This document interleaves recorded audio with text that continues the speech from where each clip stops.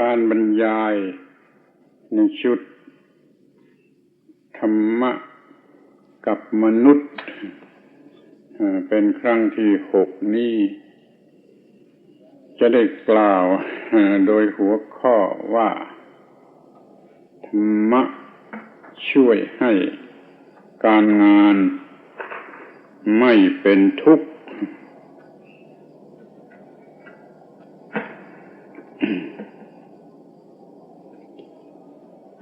หมายความว่าถ้ามีธรรมะ หรือความรู้เรื่องธรรมะเข้ามาเกี่ยวข้องกับการทำงาน จะไม่เป็นทุกข์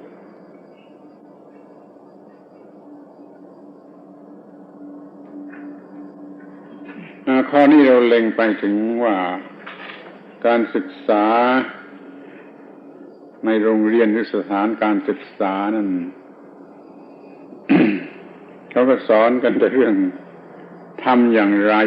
ทำการงานอย่างไรทำหน้าที่นั่นอย่างไรทำอาชีพนั่นอย่างไรลึกซึ้งถึงขนาดที่เรียกว่า เป็นเทคโนโลยีแต่ไม่เคยสอน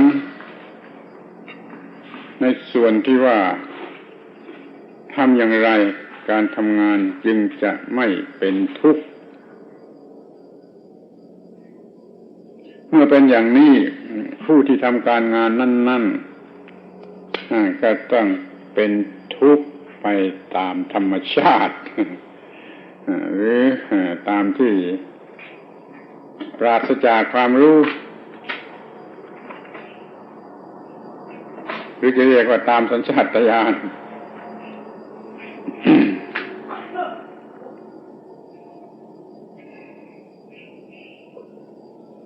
ก็ให้สังเกตดูง่ายๆการทำนาทำสวนทำอะไรก็ตามมันเหนื่อยและเป็นทุกข์เพราะเหนื่อยแล้วก็ทำให้ไม่ชวนทำไม่ต้องฝืนใจทำเพราะไม่มีอะไรจะกิน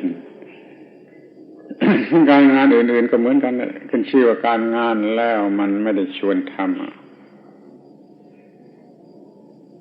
มันชวนเบื่อเพราะมันเหนื่อยนั่นเองนี่จะมีอะไรมาแก้ปัญหาข้อนี้คือให้ไม่รู้สึกเหนื่อยให้รู้สึกสนุกกระทั่งถึงว่ามีความสุขในการทำงานไปเสียเลย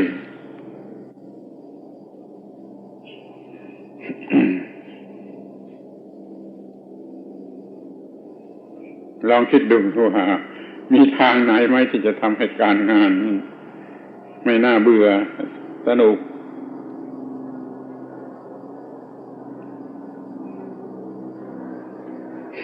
มันก็มีแต่ทางเดียวคือทางที่รู้ว่าการงานนั่นคืออะไร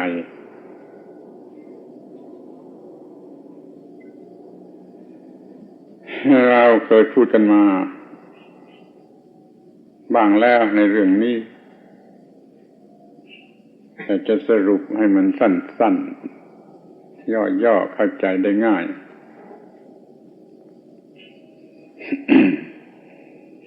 คือให้รู้ว่าการงานนั่นคือธรรมะการงานที่เป็นหน้าที่นั่นคือธรรมะถ้ากลับธรรมะคืออะไรคือธรรมะคืออะไรธรรมะคือการงานคือหน้าที่ที่มันถูกต้องแก่ความรอดต้องใช้คำนิยามให้ดีๆธรรมะคือหน้าที่ที่ถูกต้องแก่ความรอดเพราะมันมีหน้าที่ที่ไม่ถูกต้องหน้าที่ของโจรหน้าที่ของอันธพาลมันก็เป็นหน้าที่ นี่เราก็ต้องหาหน้าที่ที่ถูกต้องถ้าถามว่าถูกต้องแก่อะไรก็ถูกต้องแก่ความรอด คำว่าความรอดนี่เป็นคำพิเศษคำหนึ่งเหมือนกันในทุกๆศาสนาเขานิยมใช้คำนี้แหละคำว่ารอดเนี่ยทุกศาสนามุ่งความรอดให้แก่ผู้ที่เป็นสมาชิกหมายถึงตั้งแต่รอดตายรอดจากความเป็นทุกข์ทรมานรอดจากปัญหานานาชนิดรอดจากเครื่องผูกพันจิตใจเครื่องผูกพันจิตใจที่ทำให้จิตใจไม่สงบให้จิตใจสั่นระรัวไปตลอดเวลา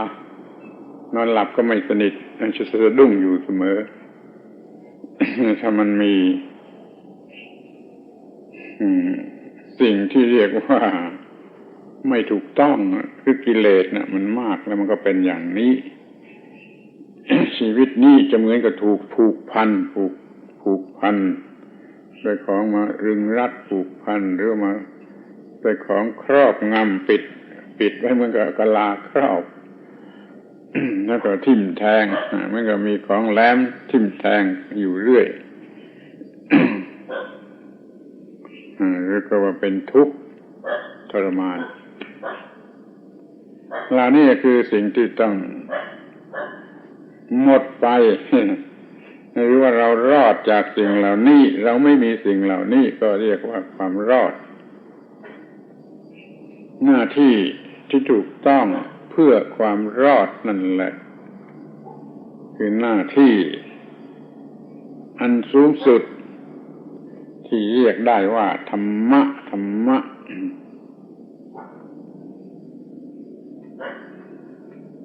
ถ้าใครมันรู้สึกว่าการทำงานในหน้าที่นั้นเป็นธรรมะอย่างนี้มันก็พอใจรักที่จะทำถ้ามันรู้ไกลออกไปถึงว่าไอ้หน้าที่หรือธรรมะนี่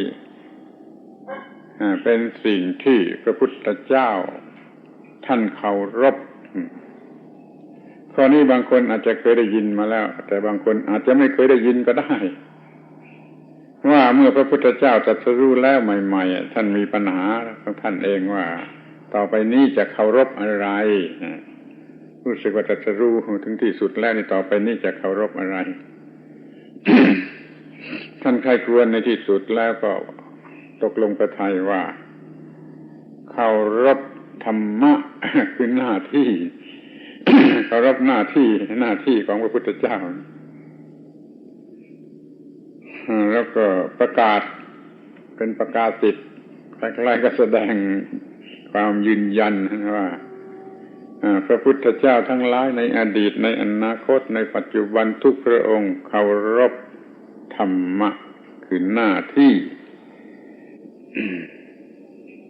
ใช้คำสั้นๆว่าสัตธรรมะคือหน้าที่ของสัตตบุรุษเนี่ยหน้าที่ที่ถูกต้องของสัตตบุรุษหน้าที่ที่ทำให้เกิดความสงบระงับที่ทำให้เกิดความรอดพ้นนั่นคือหน้าที่ นั่นก็เป็นหน้าที่ ของทุกคนเป็นหน้าที่ของพระพุทธเจ้าที่จะประกาศเรื่องนี้ให้เกิดมี หน้าที่ทั่วไปหมดแก่มนุษย์หน้าที่ที่ทำความรอดนั่นแหละคือสิ่งสูงสุดที่ทุกคนควรเคารพถ้าใครมันมีความรู้อย่างนี้ว่าหน้าที่การงานที่เราทำนั่นแหละคือสิ่งที่พระพุทธเจ้าก็เคารพหน้าที่เลยกลายเป็นสิ่งที่สูงสุดไปจนกระทั่งว่าพระพุทธเจ้าก็เคารพ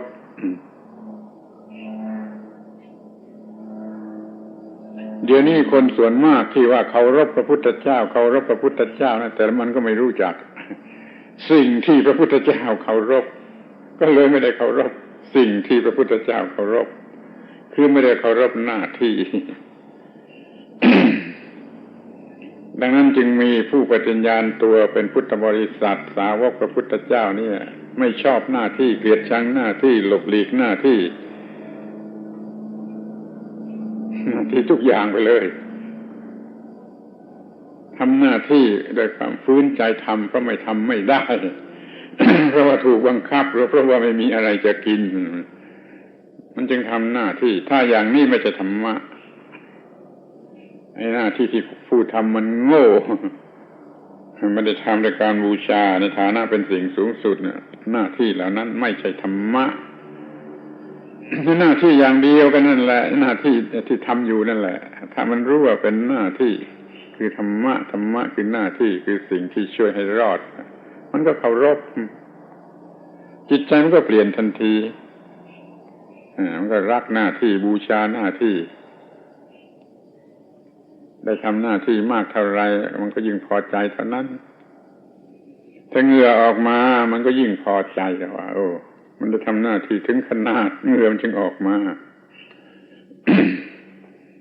แต่ถ้ามันเป็นอันธพาลมันไม่ยอมรับเรื่องนี้มันก็ไม่เห็นวิเศษน่าเคารพอะไรก็รังเกียจพอเหงื่อออกมามันก็โมโหโทโสมันก็โกรธแค้นมันก็ว่าไปหากินแต่การปล้นการจี้ดีกว่าไม่ต้องออกเหงื่อทำไร่ทำนาเนี่ยหน้าที่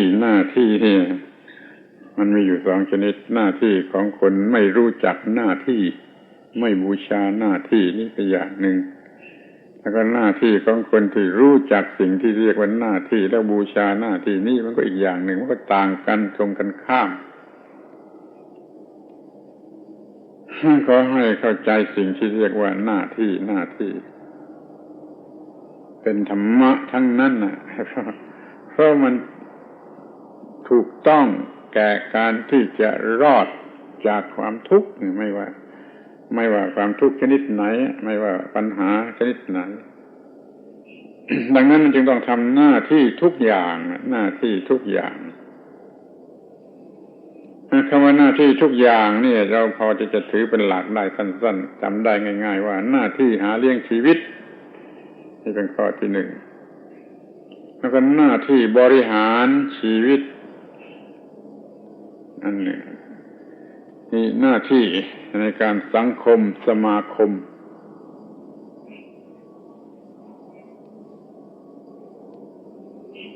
หน้าที่ในการหาเลี้ยงชีวิตนั่นมันก็เป็นเรื่องรายๆเป็นคนไปมันจะเป็นชาวนาเป็นชาวสวนเป็นพ่อค้าเป็นข้าราชการเป็นกรรมกรเป็นขอทานอะไรก็ตาม ที่มันประกอบการงานเพื่อหาเลี้ยงชีวิตอย่างใดอย่างหนึ่งอยู่ก็เรียกว่าหน้าที่เพื่อหาเลี้ยงชีวิตที่หน้าที่บริหารชีวิตนี่เหมือนกันหมด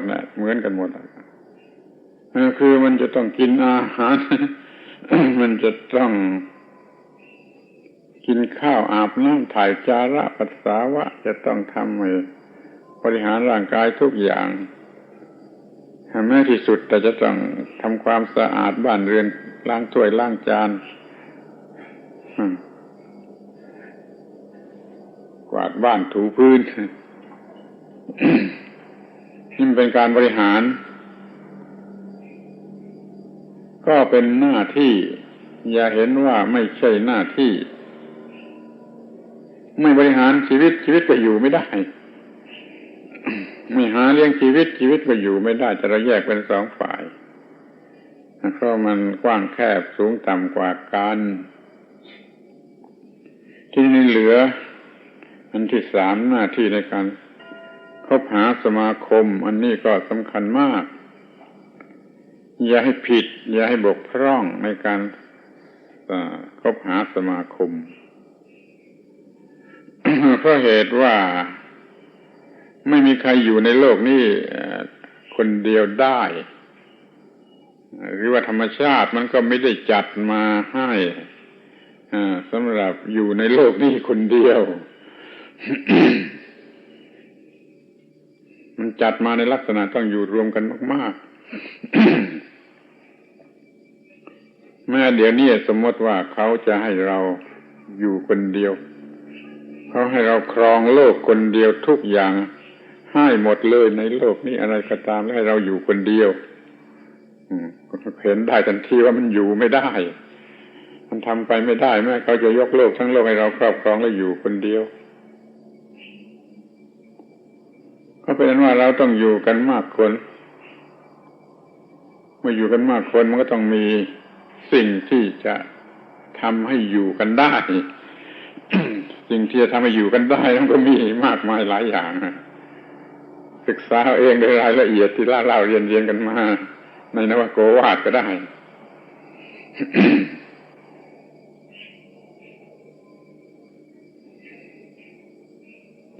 ต้องมีความรักผู้อื่นต้องมีความสัมพันธ์กันที่ถูกต้องให้ทุกอย่างมันเป็นการร่วมมือกันเหมือนกับว่าเข้าหุ้นบริษัทหรือเป็นสหกรณ์อย่างนั้นร่วมกันทำได้รับประโยชน์ร่วมกันอยู่ในโลกเรื่องสังคมนี่ถ้าเมื่อบวชมาก็ต้องเรียนนวโกวาทก็เรียนเรื่องทิศหกทั้ง6ทิศเนี่ยหน้าที่แสดงไว้ชัดดีแล้ว หน้าที่ต่อบิดามารดาอยู่ข้างหน้าหน้าที่ต่อบุตรภรรยาอยู่ข้างหลังหน้าที่ต่อมิตรสหายอยู่ข้างซ้ายหน้าที่ต่อครูบาอาจารย์อยู่ข้างขวาหน้าที่ต่อผู้บังคับบัญชาผู้อยู่เหนือกว่าราชามหากษัตริย์ก็ต้องเป็นอยู่ข้างบน นี่คนใช้กรรมกรผู้อยู่ใต้บังคับบัญชาอะไรก็อยู่เบื้องล่างทิศเบื้องล่างเป็น6ทิศถ้าปิดกั้นไม่ให้โทษใดๆเกิดขึ้นมาได้เพราะ ทิศนี่แล้วก็เรียกว่าถูกต้องมีการสังคมถูกต้องนี่เขาแจกเป็น3หมวดอย่างนี้1หน้าที่ทำมาหาเลี้ยงชีวิต2หน้าที่บริหารชีวิต3หน้าที่สังคมบุคคลอื่นนับจากเราออกไปเป็นบุคคลที่2แล้วก็ต้องเรียกว่าสังคมได้ สังคมในครอบครัวสังคมในบ้านเมืองสังคมในโลกพอได้ทำหน้าที่นี้แล้วก็ให้รู้สึกว่าปฏิบัติธรรมะรู้ว่าไอ้หน้าที่จะต้องปฏิบัติคือธรรมะนั่นมันมีอยู่คือหน้าที่เหล่านี้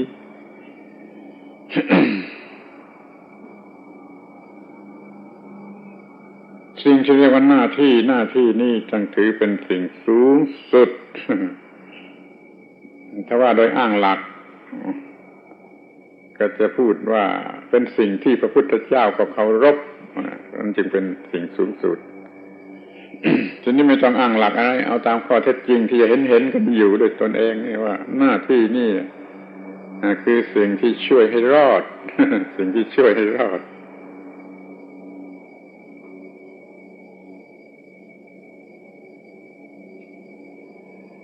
ที่คนที่เขาไม่รู้เรื่องนี้หรือเขาถือไสยศาสตร์เขาว่าผีสางเทวดาพระเป็นเจ้าอะไรช่วยให้รอดบูชาบวงสรวงอ้อนวอนผีสางเทวดาพระเป็นเจ้ามันจะช่วยให้รอดมันก็ถือว่าเป็นสิ่งสูงสุดพระเป็นเจ้าจะช่วยให้รอดแต่เราไม่ถืออย่างนั้นเราถือว่าหน้าที่ที่จะทำนั่นแหละจะช่วยให้รอดสิ่งสูงสุดคือหน้าที่ที่ต้องทำนั่นแหละจะช่วยให้รอดเราก็บูชาหน้าที่ในฐานะเป็นสิ่งสูงสุด ซึ่งพระพุทธเจ้าก็เคารพอย่างที่ว่ามาแล้ว ทีนี้ก็จะเห็นได้ง่ายๆว่าอ้าวลองไม่ทำหน้าที่ดิก็นั่งบูชาจุดธูปจุดเทียนบูชาอ้อนวอนอยู่นี่พระเจ้าไหนจะมาช่วยล่ะเมื่อคนนั้นมันไม่ทำหน้าที่ มันก็ไม่มีพระเจ้าไหนจะมาช่วยให้พระเจ้ามาจริงๆจะช่วยก็ไม่ช่วยไม่ได้ให้พระเจ้ามาตั้งฝูงก็ช่วยไม่ได้ถ้าคนมันไม่ทำหน้าที่นั้นพวกที่ถือพระเจ้าเขาก็ออกตัวกันไว้ก่อนเสร็จแล้วว่าพระเจ้าไม่ช่วยคนที่ไม่ทำหน้าที่ทีนี้พระเจ้าไม่ต้องมา เราทำหน้าที่ถูกต้องแก่ความรอดเราก็รอดโดยที่พระเจ้าไม่ต้องมาช่วยถ้าเราไม่ทำหน้าที่พระเจ้ามาก็ช่วยไม่ได้เป็นอย่างนี้มันสิ่งสูงสุดที่จะต้องเคารพบูชานั่นก็คือหน้าที่พระเจ้าหน้าที่นะหน้าที่สูงสุดเหมือนกับพระเป็นเจ้าที่จะช่วยให้รอดนั่นก็เรียกสั้นๆว่าธรรมะคือหน้าที่ที่ถูกต้องแก่ความรอดอยู่ที่เนื้อที่ตัวไม่ต้องไปอยู่ที่ไหนไม่ต้องไปอยู่บนหิ้งบนฐานสูงบนยอดอะไรก็ไม่ต้องอยู่ที่เนื้อที่ตัวหน้าที่อยู่ที่เนื้อที่ตัว มีการปฏิบัติถูกต้องเมื่อไรก็อยู่ที่นั่นเมื่อนั้นก็ที่เนื้อที่ตัวของผู้ปฏิบัตินั่นเองเราอาจจะกล่าวได้ว่าถ้าไม่มีการทำหน้าที่แล้วไม่มีธรรมะแม้ในโบสถ์ในสถานที่อันศักดิ์สิทธิ์ถ้าไม่มีการทำหน้าที่ก็ไม่มีธรรมะเพราะเห็นว่าโบสถ์บางโบสถ์ไม่ได้ทำหน้าที่อะไรก็มีโบสถ์ยิ่งศักดิ์สิทธิ์เท่าไรแล้วก็ยิ่งไม่ได้ทำอะไรมีแต่สั่นเซียมซีมีแต่คนไปสั่นเซียมซีทุกวันตลอดวันจุดธูปจุดเทียนบูชาอ้อนวอนบวงสรวงด้วยของบวงสรวงอย่างนั้นอย่างนี้จนกระทั่งบูชาพระพุทธรูปด้วยขนมหรือผลไม้ข้าวปลาอาหารอะไรก็มีมันไปไกลอย่างนี้ถ้าไม่มีการทำหน้าที่แม้ในโบสถ์ที่เต็มไปด้วยพระพุทธรูปก็ไม่มีธรรมะที่ไถนาอยู่โครมๆในทุ่งนากลับจะมีธรรมะเพราะมันมีหน้าที่เพราะมันมีความเข้าใจที่ถูกต้องแล้วก็ทำหน้าที่เพื่อความรอด จะทำนาอยู่ก็ได้ทำสวนอยู่ก็ได้ทำอะไรอยู่ก็ได้ไม่ค่อยถือเป็นหลักว่าที่ไหนมีการทำหน้าที่ที่นั่นมีธรรมะที่ไหนมีธรรมะที่นั่นต้องมีการทำหน้าที่ถูกต้องอยู่ทางกายทางวาจาและทางใจนี่หน้าที่อย่างนี้คือธรรมะ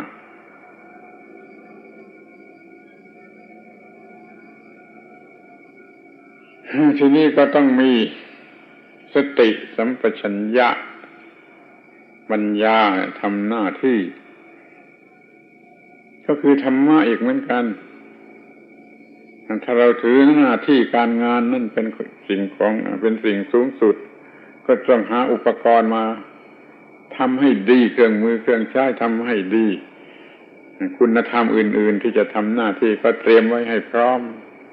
มีสติดีมีสัมปชัญญะดีมีปัญญาเพียงพอมีความอดกลั้นอดทนมีความภาคเพียรมันก็ต้องมีธรรมะที่เป็นอุปกรณ์แล้วนี่ธรรมะเหล่านี้เป็นอุปกรณ์แก่ธรรมะหน้าที่มันก็ทำได้ดีเพราะมีสติสัมปชัญญะกระทำถ้าไม่มีไม่ค่อยจะมีสติสัมปชัญญะสมาธิปัญญาก็อบรมสิอบรมเป็นคราวๆเป็นส่วนๆไปให้มีสติเร็วที่สุดที่จะระลึกถึงความถูกต้อง มีปัญญารอบรู้แล้วก็เลือกเอามาเฉพาะข้อที่จะมาแก้ปัญหาหน้าที่นี่หน้าที่นั่นหน้าที่โน้นเป็นหน้าที่ไปปัญญามีมากอย่างเลือกเอามาก็ให้ถูกต้องเฉพาะกันหน้าที่เดี๋ยวนี้มันไม่รู้จักเลือกมันก็มีเสียเปล่ามันไม่ช่วยอะไรได้ก็เรียกความรู้ท่วมหัวตัวไม่รอดเรามีความรู้มากเรื่องแล้วก็เลือกเฉพาะเรื่องที่จะมาใช้กับหน้าที่อันนี้หน้าที่อันนี้ในเวลาอันรวดเร็วโดยสติเร็วเหมือนสายฟ้าแลบถ้าเป็นเรื่องทางจิตใจแล้วก็ต้องเร็วเหมือนกับสายฟ้าแลบไม่งั้นไม่ทันหรอกไอ้ที่ระลึกไม่ทันเพราะไม่มีสติยับยั้งไม่ทันก็ไปทำผิดทำชั่วหรือทำอะไรเป็นเรื่องเลวร้ายเสร็จแล้วมันไม่มีสติต้องมีสติไปเอาปัญญามาแล้วก็ทำให้มันเป็นสัมปชัญญะรู้หน้าที่ต่อสู้อยู่ที่นั่น มีความภาคเพียรมีความอดทนมีสมาธิอย่างยิ่งระดมกำลังอย่างยิ่งหน้าที่ทุกหน้าที่จะสำเร็จลุล่วงไปด้วยดีขอให้เห็นความจริงข้อนี้ธรรมะคือหน้าที่ที่ถูกต้องแก่ความรอดเมื่อทำแล้วรอดช่วยให้รอดทุกวันก็ว่าได้วันละหลายหนมีคนมาขอพรพวกที่มาตื่นวัดเนี่ยมากมายที่แวะเข้ามาไม่มีอะไรกราบขอพรผมบอกว่าไม่ไอ้พรที่ให้กันเนี่ยไม่ใช่ของแน่นอนไม่ใช่ของจริงเป็นของที่ไม่แน่นอนไอ้พรที่แท้จริงคือหน้าที่มีหน้าที่อะไรตั้งใจทำให้ดีให้ถูกต้องแล้วก็พอใจแล้วก็เป็นสุขเพราะพอใจชื่นใจตัวเองยกมือไหว้ตัวเองได้นั่นแหละคือพรนั่นแหละคือพรบางคนก็เข้าใจหรือแสดงว่าพอใจบางคนก็ไม่ยอมรับเราสั่นหัวเขาจะพรฟรีๆที่ว่าไม่ต้องทำอะไรแล้วก็มีโชคลาภไหลมาโดยไม่ต้องทำอะไรนี่ เป็นซะอย่างนี้โดยมากบางคนใช้คำคมคายขอลาภลอยซึ่งเราก็รู้ว่ามันไว้3 ตัวนี่ลาภลอยแล้วก็มาขอตัวเลขแต่ไม่กล้าบอกว่าขอตัวเลขก็ขอลาภลอยอย่างนี้ก็มี แต่ว่ามากที่สุดเลยก็ขอพรเราบอกว่าไอ้พรที่ขอให้ขอกันนี่ไม่แน่นอนพรที่แน่นอนคือพรที่ต้องทำเอาเองคือทำหน้าที่ให้ถูกต้องจนรู้สึกพอใจและเป็นสุขในการทำหน้าที่อย่างนี้จะเป็นสุขจริงแท้จริงอยู่ที่ตัวที่เนื้อที่ตัวอันนี้ก็เหมือนกันควรจะเข้าใจกันไว้ว่าความสุขที่แท้จริงไม่ต้องลงทุนซื้อหาอะไรคือทำหน้าที่ให้ถูกต้องแล้วก็พอใจแล้วก็เกิดความสุขแท้จริงแน่นอนไม่ต้องใช้เงินเพื่อลงทุนให้เกิดความสุขที่แท้จริง หรือไม่ต้องเพิ่มงานอะไรอีกก็ได้ไอ้งานที่ทำอยู่นั่นแหละเท่าที่ทำอยู่ทำให้ถูกต้องพอใจเป็นสุขที่แท้จริงยกมือไหว้ตัวเองได้แต่คนเขาไม่รู้จักเขาบูชาความอร่อยทางอายตนะทางกามารมณ์ทางอะไรเหล่านั้นแล้วเอาเงินไปซื้อหามาแพงจนเงินเดือนหมดต้องเป็นหนี้เป็นสินต้องทุจริตคอร์รัปชันก็เพราะว่าไปซื้อหาสิ่งเหล่านั้นซึ่งไม่ใช่ความสุขอันแท้จริงแต่ว่าเป็นความเพลิดเพลินที่หลอกลวงขอร้องให้ทุกคนแยกออกจากกันเด็ดขาดว่าความสุขที่แท้จริงกับความเพลิดเพลินที่หลอกลวงนั้นคนละอย่างต่างกันลิบตรงกันข้าม ความสุขที่แท้จริงไม่ต้องใช้เงินเลยกลับทำให้เงินเหลือซะอีกเพราะมันทำหน้าที่แล้วเป็นสุขเมื่อทำหน้าที่เงินที่เป็นผลของหน้าที่มันก็เหลือออกมาถ้ามีความสุขแท้จริงเงินจะเหลือออกมา ถ้าเป็นความเพลิดเพลินที่หลอกลวงมันก็หมดยิ่งมากยิ่งหมดไม่รู้จักสิ้นจักพอเงินก็หมดไม่รู้จักพอแล้วสิ่งที่ได้มาเป็นเพียงความเพลิดเพลินที่หลอกลวง หลอกลวงทางอายตนะที่ว่ามาแล้วที่บูชากันจนถึงเป็นพระเจ้ากามเทพอะไรเหล่านั้นยิ่งหลอกลวงสิ่งที่หลอกลวงที่สุดคือพระเจ้ากามเทพที่คนโง่บูชากันนักความเพลิดเพลินที่หลอกลวงต้องการเงินซื้อหามาแพงมากจนหมดจนไม่ เป็นต้องคอร์รัปชันนะเพราะฉะนั้นเราจะได้พบอ่านเห็นเรื่องราวที่ว่าคอร์รัปชันในหมู่ข้าราชการชั้นผู้น้อยทำคอร์รัปชันกันมากเพราะเงินไม่พอเพราะว่าเขาไปบูชากามเทพคือความเพลิดเพลินที่หลอกลวงความสุขแท้จริงทำให้เงินเหลือและสุขจริงความเพลิดเพลินที่หลอกลวงทำให้เงินหมดไม่พอใช้และสุขหลอกร้อนด้วยเราเคยพูดล้อเล่นว่าไอ้สุขกอสะกดสุขร้อนสุขขอสะกดนะสุขเย็น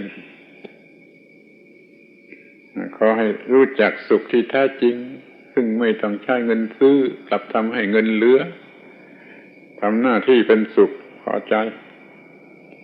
หน้าที่กี่หน้าที่จะมีอยู่กี่10หน้าที่ก็ถูกต้องหมดแต่ละวันถูกต้องหมด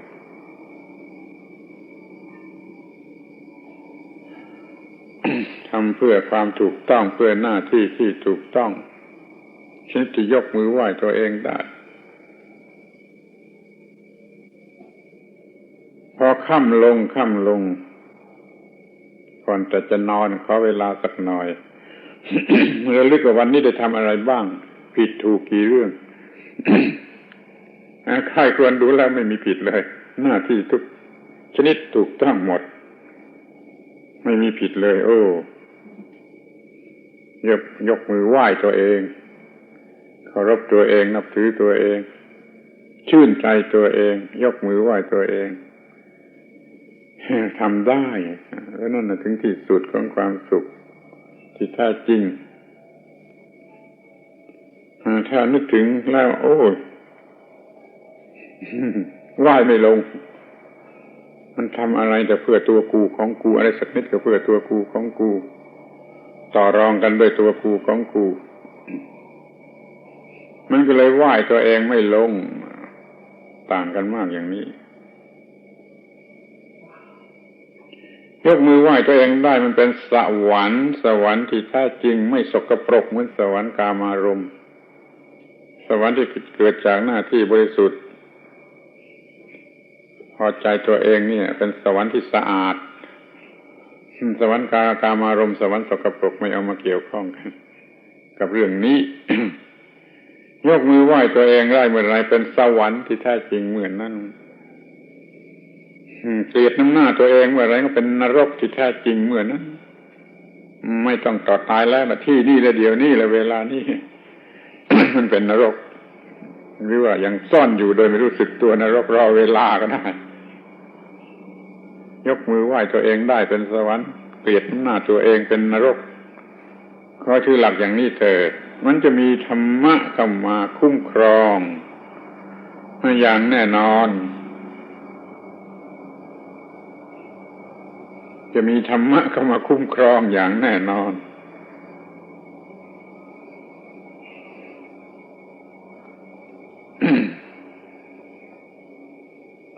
เมื่อทำงานเหงื่อไหลไขย่อยถ้าเป็นคนรู้จักธรรมะคือหน้าที่มันก็พอใจว่าเหงื่อนี่พิสูจน์ความไม่เลวไหลพิสูจน์ว่าเราไม่เลวไหลทำงานสำเร็จเหงื่อมันก็เป็นของเย็นอาบรดจิตใจให้เย็น ก็เป็นสุขถ้ามันไม่รู้ว่าธรรมะคือหน้าที่คือธรรมะเหมือนกับอันธพาลทั้งหลายพอเหงื่อออกมามันก็โมโหโทโสเหงื่อก็เป็นของร้อนเป็นน้ำร้อน ขับไล่ใส่หัวให้ไปทำหน้าที่ทุจริต มันจะคิดแต่มาไถนายร้อนเหงื่อไหลอยู่ทำไมแบกหาไม่เหงื่อไหลอยู่ทำไมไปปล้นไปจี้ดีกว่าเพราะเหงื่อขับไล่ไปเหงื่อก็เป็นน้ำร้อนขับไล่ไปหากินโดยวิธีทุจริตถ้ามีธรรมะเหงื่อก็เป็นของเย็นยิ่งพอใจยิ่งเย็นยิ่งทำสำเร็จประโยชน์เรื่องนี้เป็นสิ่งที่ทำได้แม้กลางแดดเปรี้ยงเหงื่อไหลท่วมตัวอยู่นะถ้ามีความคิดถูกต้องก็ยังมีความเย็นได้แต่คุณอาจจะไม่เชื่อก็ได้ไปลองดูกันแล้วกันผมเคยทำมาแล้ว มันอยู่ที่มีความรู้หรือมีกำลังจิตมากน้อยเท่าไรถ้ามีกำลังจิตมากพร้อมก็คิดนึกได้มันก็รู้สึกได้โอ้มันเย็นอยู่ได้โดยกลางแดดอาบเหงื่อนั่นแหละแต่ก็เห็นว่าคนทั่วไปเขาทำได้กันอยู่ก็มีที่เขามีจิตใจสูงเข้มแข็งพอ อาบเหงื่ออยู่กลางหน้าแดดเปรี้ยงเขาก็ยิ้มแย้มแจ่มใสทำไปได้โดยเฉพาะอย่างยิ่งในสมัยก่อนๆที่เด็กๆไม่ได้ถูกอบรมให้หลงไหลในความสำรวย เดี๋ยวนี้การศึกษาหมาหางด้วนทำให้เยาวชนของเราพอใจความสำรวยความไม่ต้องออกเหงื่อ มันก็คงทำไม่ได้ล่ะเป็นว่าจะมาศึกษากันเสียใหม่ให้รู้ว่าธรรมะคือหน้าที่คือธรรมะทำหน้าที่ได้เท่าไรเป็นธรรมะเท่านั้นทำด้วยความยากลำบากเท่าไรก็ยิ่งเป็นธรรมะมากเท่านั้นเขาอาจจะมีความคิดเปลี่ยนเหมือนกับบรรพบุรุษนะทำงานอยู่กลางแดดก็เป็นสุข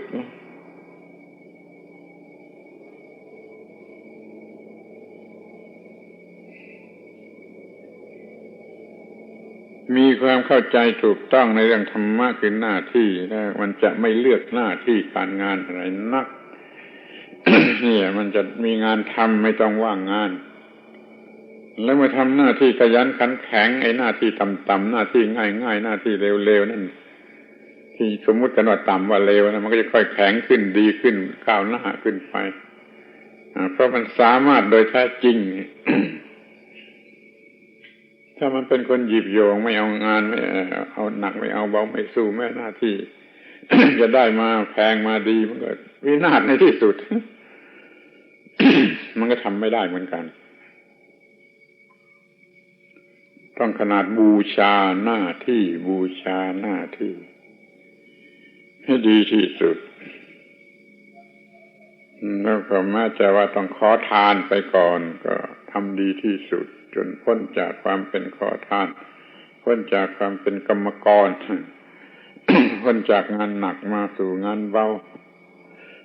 จะได้ทั้งนั้นแต่อย่าลืมเคล็ดลับที่ว่าพอได้ทำหน้าที่ถูกต้องและขอให้พอใจเลยเป็นสุขเถิดมันจะเป็นสุขไปเสียทั้งหมดทุกๆอิริยาบถทุกๆหนทุกๆแห่งเพราะเราทำหน้าที่ และหน้าที่บางอย่างมันก็ต้องทำอยู่แล้วมันบังคับให้ทำอยู่แล้ว จะยกตัวอย่างเช่นว่า ตื่นนอนขึ้นมาเราจะต้องล้างหน้าถูฟันมันก็ทำอยู่แล้วแต่ถ้าสำนึกว่าเป็นหน้าที่ที่ถูกต้องเพื่อความรอดมันจะพอใจในการล้างหน้าถูฟันจะทำดีที่สุด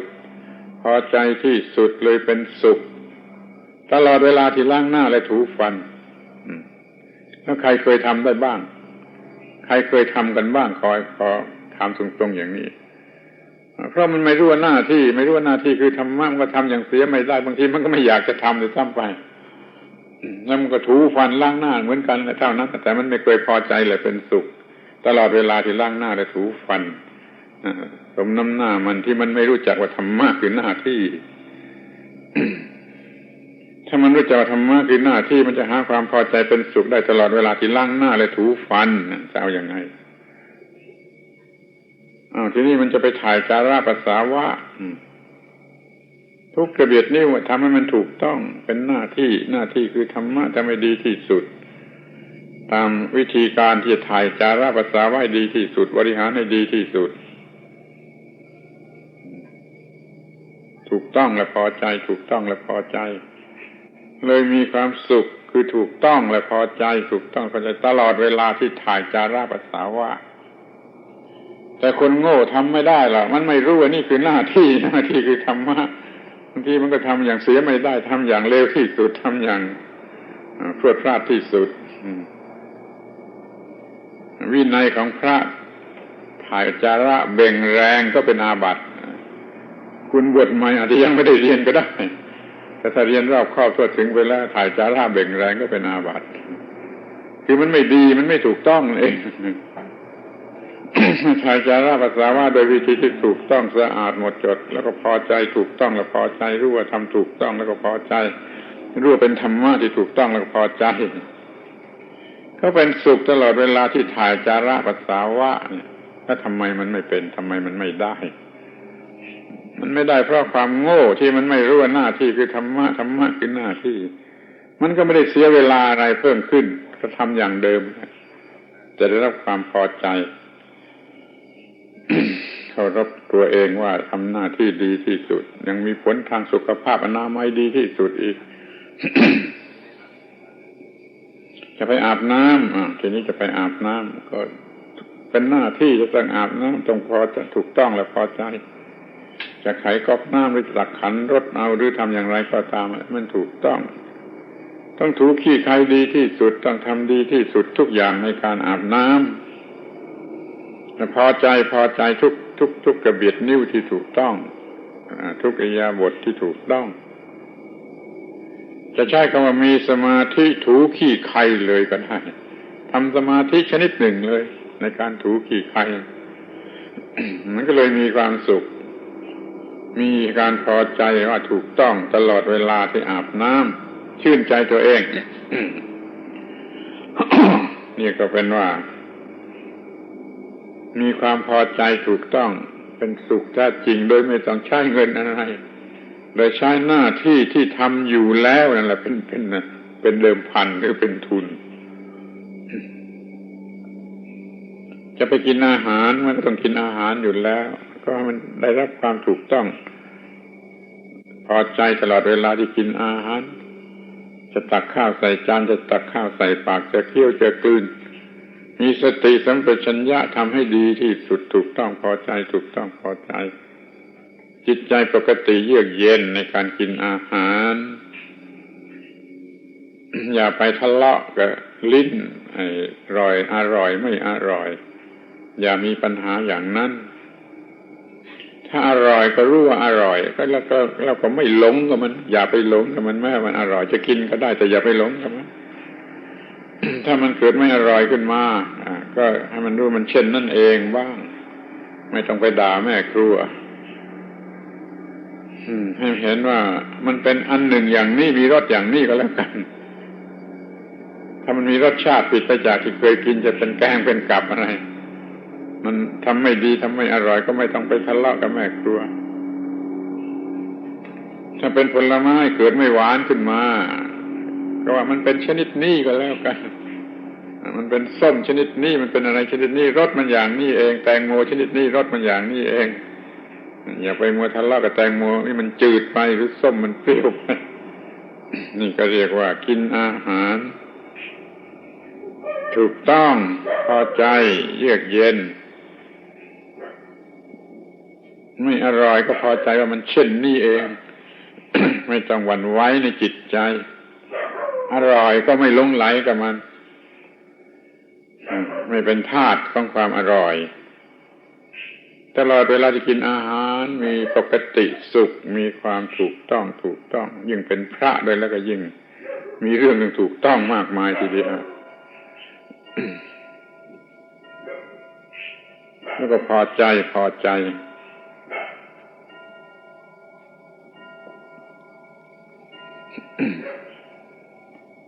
ตลอดเวลาที่กินอาหาร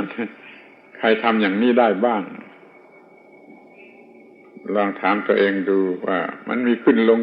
ในระหว่างกินอาหารมีความพอใจมีความไม่พอใจมีความโกรธหัวปั่นอย่างนี้ก็มีมันก็ผิดไปหมดทั้งโดยสุขภาพอนามัยแล้วมันก็ผิดไปหมดถ้ามันพอใจถูกต้องกินอาหารด้วยความพอใจและถูกต้องมันมีค่าไปหมดจะเป็นอาหารถูกอาหารแพงอาหารสูงอาหารต่ำอะไรมัน มีประโยชน์ไปหมดถูกต้องและพอใจ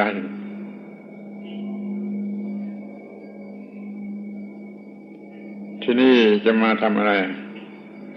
จะล้างถ้วยล้างจานกวาดบ้านถูเรือน ไอ้คำนี้ก็ขอให้สนใจเธอ มันก็เป็นหน้าที่ที่จะต้องทำเพื่อความสะอาดเพื่อความสะดวกเพื่อความ ส่วนหนึ่งของการดำรงชีวิตน่ะล้างถ้วยล้างจานกวาดบ้านถูเรือนไม่มีใครอยากทำมันก็ทำอย่างเลวที่สุดนั้นถ้าเราจะมีธรรมะรู้หน้าที่ธรรมะนะคือหน้าที่แล้วก็ล้างจานนั่นแหละให้ดีที่สุดล้างถ้วยล้างจานเมื่อล้างจานมีสมาธิอยู่ที่จานที่ล้างที่น้ำที่ล้างที่ของสกปรกที่ก็ค่อยหลุดออกไปจากจานอย่างที่ทำอยู่นั่นแหละแต่อย่าทำด้วยความไม่อยากทำโกรธแค้นเหมือนที่ทำอยู่ก็ได้ทำด้วยสมาธิแล้วก็พอใจ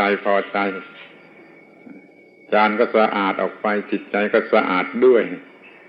ล้างจานให้สะอาดก็เหมือนกับล้างหัวใจให้สะอาดด้วยปฏิบัติธรรมเมื่อล้างจานคนล้างจานอย่างโง่ถึงกับว่าต้องไปปฏิบัติสมาธิที่วัดจงปฏิบัติสมาธิอยู่เมื่อล้างจานกวาดบ้านถูเรือนนั่นแหละเมื่อกวาดพื้นนี่สมาธิอยู่ที่ปลายไม้กวาดเคลื่อนไปพาฝุ่นสกปรกไปสมาธิอยู่ที่ตรงนั้นมันก็สำเร็จประโยชน์ดีทำได้ดีแล้วก็ถูกต้องและพอใจได้แต่ถูเรือนก็เหมือนกันแหละสมาธิอยู่ที่ผ้าเปียกที่มันเช็ดไปได้ให้เรือนสะอาดไม่ต้องเพิ่มงานที่ทำอยู่แล้วแต่ให้มันถูกต้องเป็นธรรมะพอใจเป็นสุขที่แท้จริงชื่นใจตัวเองขอให้พอใจหน้าที่การงานแม้ว่ามันเป็นเรื่องล้างส้วมคุณมีหน้าที่การงานคุณมีลูกจ้างมีพานโรงล้างส้วมแต่ขอไปล้างเองดูบ้างเถอะล้างส้วมที่สกปรกนั่นแหละจะได้ผลทางจิตใจในทางธรรมะนะอย่างยิ่งขอให้ทดลองดูเถอะจะดีมันโง่ไปถือเกียรติยศล้างถ้วยล้างจานไม่ได้มันก็ล้างส้วมไม่ได้ทีเพียงแต่ล้างจานยังล้างไม่ได้ ถ้ามีโอกาสแล้วถือเอาทันทีล้างถ้วยล้างจานกวาดบ้านถูเรือนนี่ก็ล้างส้วมนี่เรียกว่าบริหารร่างกายตามชีวิตร่างกายตามปกติเป็นหน้าที่น้อยก็เป็นธรรมะหมดทำแล้วจะรู้สึกว่าถูกต้องและพอใจถูกต้องและพอใจแต่ก่อนนี้ไม่ได้ทำด้วยความรู้สึกว่าถูกต้องและพอใจเพราะไม่อยากจะทำเพราะมันโง่มาตั้งแต่เด็กโดยถูกสอนเห็นว่าเป็นงานต่ำเป็นงานต่ำของคนที่เป็นพร่ายเป็นทาสเป็นเดี๋ยวนี้มารู้สมัยว่าไม่มีงานต่ำ ถ้าเป็นหน้าที่แล้วก็เป็นงานสูงทั้งนั้นเป็นธรรมะทั้งนั้นจะเป็นงานที่สมมุติกันว่าต่ำเท่าไรก็เป็นงานสูงทั้งนั้นจะมีอาชีพเป็นขอทานมีอาชีพเป็นกรรมกรมีอาชีพเป็นชาวสวนชาวนาเหงื่อต่างน้ำอะไรก็ตามใจมันไม่มีต่ำมันเป็นหน้าที่ถ้าเป็นหน้าที่เป็นธรรมะทั้งนั้นถ้ามีสติปัญญาจะมองเห็นถ้าไม่มีสติปัญญาก็มองไม่เห็น มันก็เลือกงานแล้วก็ไม่ทำงานมันก็เอาเปรียบงานเอาเปรียบเวลาของการงานผัดเพี้ยนไม่ทำงานจนเป็นนิสัยไม่อยากทำงานขอให้มีหลักว่าจะทำอะไรหน้าที่อะไรก็ขอให้ทำดีที่สุดแม้แต่ว่านั่งตรงนี้ไม่สบายจะลุกไปนั่งที่ตรงนั้นก็ขอให้ถือว่าเป็นหน้าที่เป็นธรรมะที่จะต้องประพฤติปฏิบัติให้ดีที่สุดมีความสุขตลอดเวลาที่ลุกจากที่ตรงนี้ไปนั่งที่ตรงนั้นพอใจ หรือว่ามันคันขึ้นมาที่ตรงไหนจะเอื้อมมือไปเกาก็ขอให้ทำให้ดีที่สุดมีสติสัมปชัญญะทำให้ดีที่สุดจะไปเกาให้หายคันนั่นแล้วก็เกาให้หายคันถูกต้องและพอใจอย่าโมโหโทโส เกาเหมือนกับคนบ้า เนี่ยขอยกตัวอย่างแม้ที่สุดแต่ว่าของนิดเดียวคันจะเอื้อมมือไปเกาก็มีสติสัมปชัญญะว่าเป็นการปฏิบัติหน้าที่ที่เรียกว่าธรรมะด้วยเหมือนกันนี่ก็จะได้รับความสุขที่แท้จริงที่เกามิฉะนั้นมันจะโมโหโทโสเหมือนกับคนบ้ามันก็ยักมันก็มารแล้วก็เกาอย่าง มันก็จะทำลายตัวเองทั้งหมดนี้มันสำเร็จด้วยปัญญาที่รู้ว่าหน้าที่คือธรรมะธรรมะคือหน้าที่แล้วก็มีสติสัมปชัญญะให้เพียงพอในการที่จะทำหน้าที่มีกำลังใจคือสมาธิให้เพียงพอในการที่จะทำหน้าที่มีความอดทนพอมีความภาคเพียรขยันขันแข็งพอการทำงานเต็มไปด้วยธรรมะงานคำเดียวมันเต็มไปด้วยธรรมะเกือบครบหมดทั้งหมดในธรรมะในพระไตรปิฎกให้ความถูกต้องมันเกิดมาจากการกระทำที่ถูกต้องการกระทำที่ถูกต้องมันก็มาจากความรู้ที่ถูกต้อง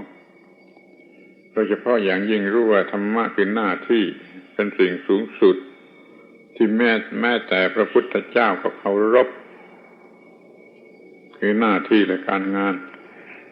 แล้วทำไมเราจะต้องหลีกจะต้องหนีจะต้องรังเกียจไม่อยากทำแล้วก็ไปเลือกเอาหน้าที่ของอันธพาลหน้าที่ขโมยหน้าที่หลอกลวงหน้าที่ปลิ้นปล้อนหน้าที่ก็หน้าที่ของอันธพาลในที่สุดมันก็วินาศ วันนี้เราพูดกันถึงคำว่าหน้าที่คือธรรมะธรรมะคือหน้าที่และธรรมะนั่นช่วยให้ทำงานเป็นสุขมันต้องพิสูจน์ได้ว่าถ้ารู้สึกเป็นสุขเมื่อกระทำพอใจเมื่อกระทำนั่นก็ได้นะบอกตัวเองได้ว่าถูกแล้วพอใจเลยเป็นสุขเมื่อกระทำแต่ถ้ามันยังเสียอิดเสียเอียนไม่อยากทำอยากจะบิดพลิ้วอยากจะหนีอยากจะเอาเปรียบเวลาช่อฉนหน้าที่มันใช้ไม่ได้ฮะมันไม่มีธรรมะเลยไม่ต้องเอาค่าจ้างรางวัลเพื่อตัวกูของกูไม่ต้องให้ใครขอบใจไม่ต้องให้ใครบูชาอะไรเราทำหน้าที่เพราะว่าเราบูชาหน้าที่เราจะมีความเป็นมนุษย์มากขึ้นเราจะมีธรรมะมากขึ้นเราจะติดตามพระพุทธเจ้าไปหรือพระอรหันต์ทั้งหลายไปได้โดยเร็วเพราะมันควบคุมตัวกูของกูไว้ไม่ให้ฮือขึ้นมาไม่ให้บิดพลิ้วหน้าที่ไม่ให้คดโกงหน้าที่ไม่ให้เอาหน้าที่ไม่ให้เอาตัวกูของกูนี่ไปใช้ในทางหลอกลวง บิดพลิ้วคดโกงให้ถือหน้าที่เป็นสิ่งสูงสุดเหมือนพระเป็นเจ้าจะช่วยได้แท้จริงพอทำหน้าที่ถูกต้องพอใจก็กลายเป็นพระเจ้าช่วยมีความสุขแท้จริงดังนั้นขอให้ถือว่าธรรมะคือสิ่งสูงสุดที่พระพุทธเจ้าก็เคารพนั่นแหละเราจงเคารพด้วยจงพอใจไม่ได้ทำหน้าที่ทั้ง3ประการหาเลี้ยงชีพก็ดีบริหารชีวิตก็ดีสังคมสมาคมก็ดีมันจะมีกี่10หน้าที่กี่ร้อยหน้าที่ก็ให้มันถูกต้องแม้ส่วนย่อยของหน้าที่ที่ว่าจะเขียนหนังสือสักตัวหนึ่งก็เขียนให้ดีให้เป็นที่พอใจเขียนหลายตัวก็พอใจหลายทีตลอดเวลามีแต่ความถูกต้องและพอใจแล้วก็รอดอยู่ได้จากความทุกข์ไม่ทำหน้าที่ก็คือตายหรือทนทุกข์เมื่อบกพร่องในหน้าที่ก็จะต้องตายหรือจะต้องทนอยู่อย่างทนทุกข์ขออย่าได้มาเกี่ยวข้องกับเราเลยเราจะชนะทุกสิ่งทุกอย่างด้วยการ เคารพธรรมะเคารพหน้าที่รอดทุกอย่างรอดทุกทางชีวิตร่างกายเศรษฐกิจอนามัยสุขภาพอะไรก็รอดไปหมดทุกอย่างเพราะว่ามีสิ่งสูงสุดมาช่วยเราคือพระเจ้าแห่งหน้าที่เนี่ยพูดกันวันนี้ก็ว่าธรรมะช่วยให้ทำงานเป็นสุขไม่ใช่ว่ามีความรู้เรื่องทำงานเทคนิคเทคโนโลยีอะไรดีแล้วมันจะทำงานเป็นสุขไม่ใช่มันยังโง่มันยังหลงตัวกูของกูมันก็ยังเป็นทุกข์เพราะทำการงานแม้จะเฉลียวฉลาดจะเราเรียนมาอย่างไร มันต้องรู้หน้าที่รู้จักหน้าที่ว่าคือธรรมะแล้วก็พอใจแล้วก็ไม่มีโกรธแค้นอะไรไม่ฟัดเฟียดอะไรแล้วก็เลยเป็นสุขตลอดเวลาที่ทำงานจงมีความรู้เรื่องการงานนั่นด้วยและมีความรู้เรื่องทำการงานไม่ให้เป็นทุกข์ด้วยแล้วก็พอที่เรียนมาจากมหาวิทยาลัยมีแต่รู้เรื่องทำงานเขาไม่ได้สอนว่าเรื่องทำงานอย่างไรจึงจะไม่เป็นทุกข์คุณต้องหาเอาเองนี่ขอยุติการบรรยายในวันนี้เพราะหมดเวลาเพียงเท่านี้